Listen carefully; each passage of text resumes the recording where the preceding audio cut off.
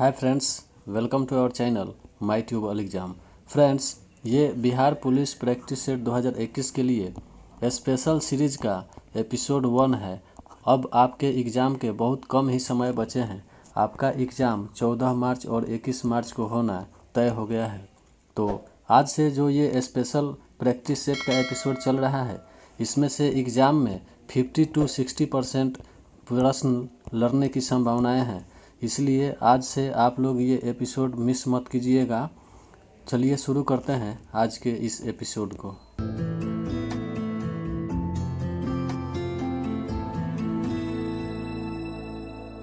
हमारा पहला सवाल है, व्यापारिक पौनों का क्या कारण है, यानी व्यापारिक पौने किस कारण से उत्पन्न होती है। तो इसका सही उत्तर होगा ऑप्शन बी, संवहन। गीता रहस्य नामक पुस्तक को किसने लिखा है। तो दोस्तों, यह गीता रहस्य नामक पुस्तक जो है वह बाल गंगाधर तिलक के द्वारा लिखी गई पुस्तक है। 1857 के स्वतंत्रता संग्राम सेनानियों में महक परी का उपनाम किसे दिया गया था, यानी महक परी के उपनाम से जाना जाता था जिन्नत महल को। हमारा सही उत्तर ऑप्शन बी होगा। पूसा रूबी किसकी उन्नत किस्म है। यह पूसा रूबी जो किस्म है वह टमाटर की एक उन्नत यानी हाइब्रिड किस्म है। प्रधानमंत्री की नियुक्ति इनमें से किसके द्वारा की जाती है, यानी प्रधानमंत्री की नियुक्ति जो है वह राष्ट्रपति के द्वारा की जाती है। हमारा सही उत्तर ऑप्शन सी होगा। प्रधानमंत्री जो होते हैं वह लोकसभा में बहुमत दल के नेता होते हैं। यह भी बात आपको याद रखनी है। You work hard you will pass. आपको इन 4 दिए गए वर्ड्स में से भरना है। यहाँ पर सही वर्ड क्या भरा जाए जिससे यह सेंटेंस सही हो जाए।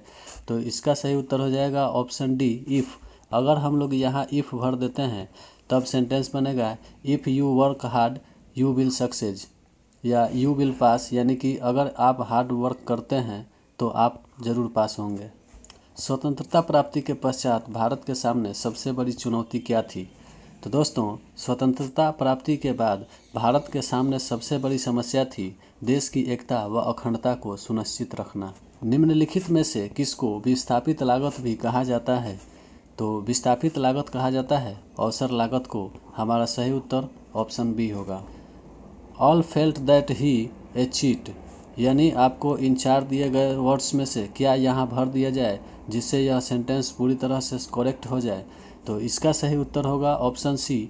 अगर हम लोग यहाँ माइट बी भर दे रहे हैं तो यह सेंटेंस जो है वह पूरी तरह से करेक्ट हो जाएगा। मौर्य वंश के पतन के बाद भारत पर प्रथम विदेशी आक्रमण किसने किया। तो दोस्तों, मौर्यों के पतन के बाद भारत पर हिंद यूनानियों के द्वारा आक्रमण किया गया था। निम्नलिखित में से कौन सी रचना पंकज बिष्ट की है, यानी ये जो किताब के नाम दिए गए हैं आपको बताना है कि इनमें से कौन से किताबों को पंकज बिष्ट ने लिखा है। तो आइए देखते हैं। पहला है 15-25, इसको पंकज बिष्ट ने लिखा है। लेकिन दरवाज़ा, इसको भी पंकज बिष्ट के द्वारा लिखा गया है। गोलू और भोलू, तो इसको भी पंकज बिष्ट के द्वारा लिखा गया है। यानी हमारा उत्तर ऑप्शन डी होगा, ये सभी। An example of formal register in writing would be. ये जो 4 ऑप्शंस दिए गए हैं इनमें आपको बताना है इसका सही उत्तर इनमें से कौन सा ऑप्शन होगा। तो इसका सही उत्तर होगा option A, writing an academic essay. Verb of alternation is, यानी अल्टरनेशन का वर्ब इनमें से कौन सा वर्ड हो जाएगा। तो हमारा सही उत्तर होगा ऑप्शन सी, अल्टरनेशन का वर्ब अल्टरनेट होगा। सल्फर विद्युत का होता है। ये जो 4 चालक, कुचालक, अर्धचालक और मिश्रित चालक ऑप्शन दिए गए हैं इन्हीं में से एक आपका सही उत्तर है। तो ये सही उत्तर है ऑप्शन बी, कुचालक। हाइजीन है, यानी आपको बताना है हाइजीन क्या है। तो हाइजीन जो है वह एक प्रति अम्ल होता है, यानी एंटी एसिडिक होता है। पंचशील का नारा किससे संबंधित है। तो दोस्तों, यह पंचशील समझौता जो था वह 1954 में किया गया था और इसको करने वाले थे हमारे तत्कालीन प्रधानमंत्री जवाहरलाल नेहरू। इसलिए हमारा सही उत्तर ऑप्शन सी होगा। भक्ति आंदोलन को उत्तर भारत में लाने का श्रेय किसे प्राप्त है, यानी इनमें से वह कौन से ऐसे व्यक्ति हैं जिन्होंने भक्ति आंदोलन को दक्षिण भारत से उत्तर भारत में लाया था।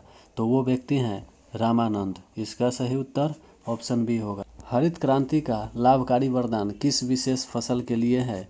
तो दोस्तों, हरित क्रांति जो है वह गेहूं और चावल के लिए एक वरदान साबित हुआ तथा यह क्रांति जो था वह 1966-67 के दरमियान चलाया गया था।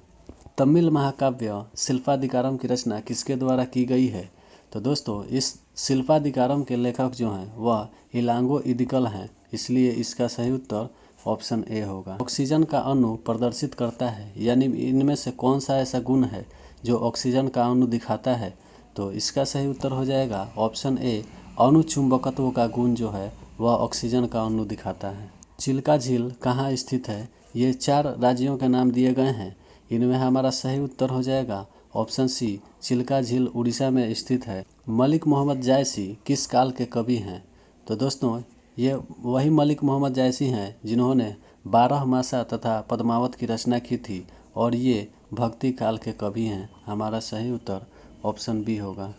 एक चींटी मेज के पृष्ठ पर चल रही है, उसके चलने के स्वतंत्र या कोटि की संख्या क्या है? तो दोस्तों मेज जो होता है, मेज में लंबाई और चौड़ाई दोनों शामिल होता है। तो चींटी जब चलेगी तो वह लंबाई और चौड़ाई दोनों के सापेक्ष चलेगी, इसलिए उसके चलने की स्वतंत्र या जो कोटि जो होगी वह 2 होगी। हमारा सही उत्तर ऑप्शन सी होगा।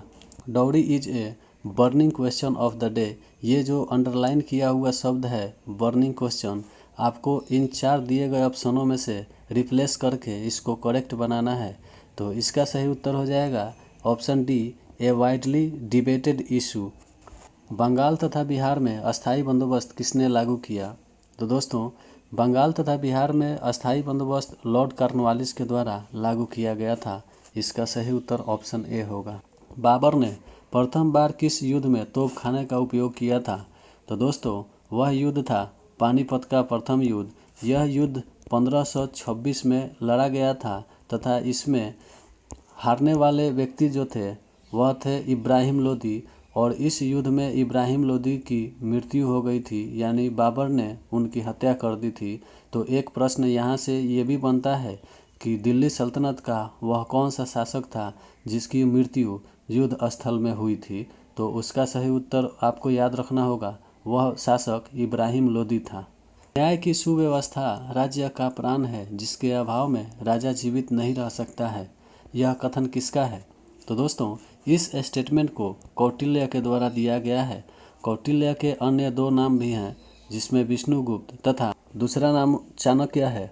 कौटिल्य जो थे वह चंद्रगुप्त मौर्य के गुरु और प्रधानमंत्री दोनों थे। इनके ही सहयोग के कारण चंद्रगुप्त मौर्य धनानंद को मारकर शासक बने थे। किस शताब्दी में चीनी यात्री वेनसांग भारत आया था?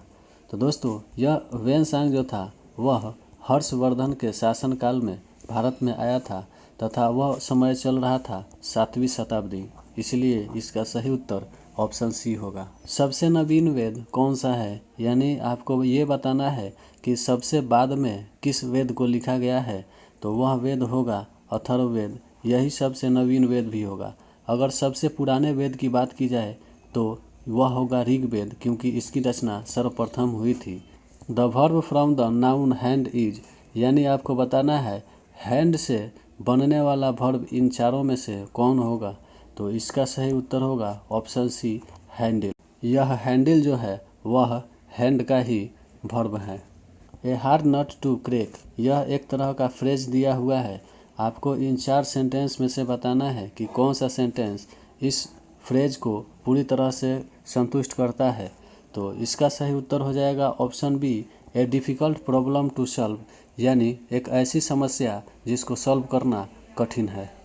वह कार्बोहाइड्रेट जो मनुष्य के पाचन तंत्र से नहीं पचता है, यानी इनमें से वह कौन सा कार्बोहाइड्रेट है जो मनुष्य का पाचन तंत्र नहीं पचा पाता है?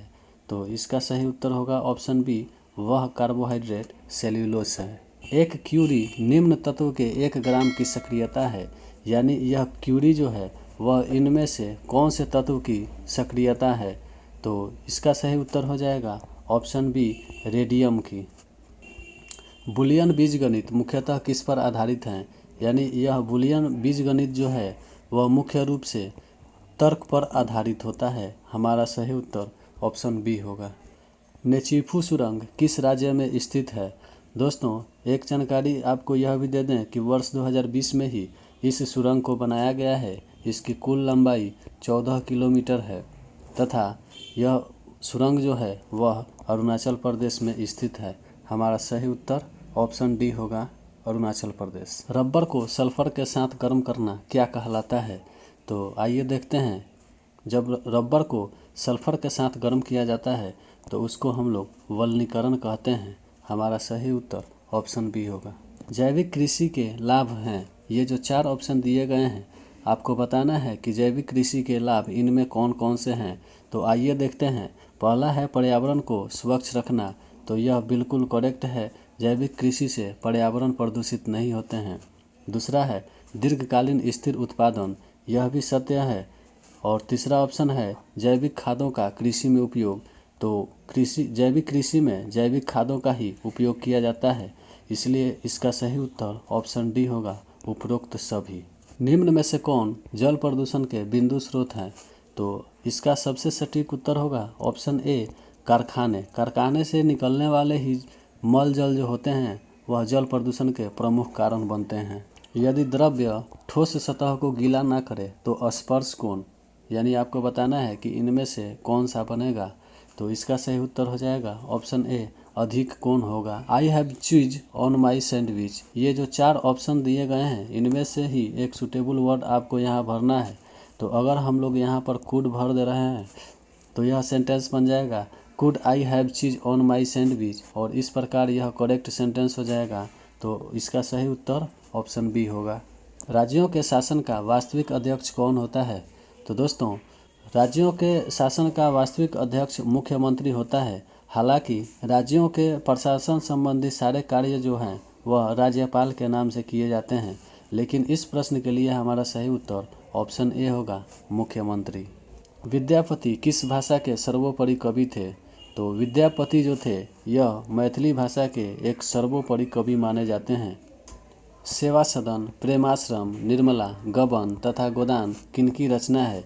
ये जो 4 रचनाकारों के नाम दिए गए हैं इनमें मुंशी प्रेमचंद्र वो रचनाकार हैं जिन्होंने इन सारे किताबों की रचना की है। हमारा सही उत्तर ऑप्शन ए होगा। साहनी निम्नलिखित में से किस धर्म से संबंधित है?